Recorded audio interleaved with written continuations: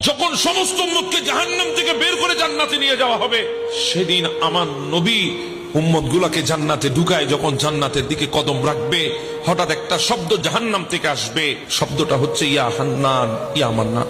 আমার নবী দাঁড়িয়ে যাবেন, জিবরিল একটু গিয়ে দেখ আমার কোন উম্মত ওই জাহান্নামে আর আছে কিনা, একটু গিয়ে দেখ, আমি তো ইয়া হান্নান ইয়া মান্নানের জিকির শুনতে পাচ্ছি।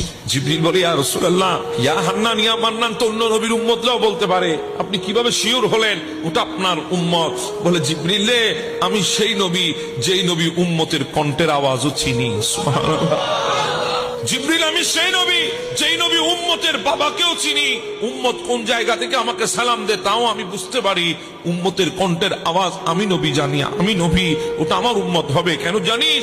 কারণ সমস্ত পয়গম্বরের উম্মতরা মিলে যত আল্লাহর আসমাউল হুসনা 99 নামের জিকির যত করে নাই, আমার উম্মত তার চাইতে বেশি করেছে।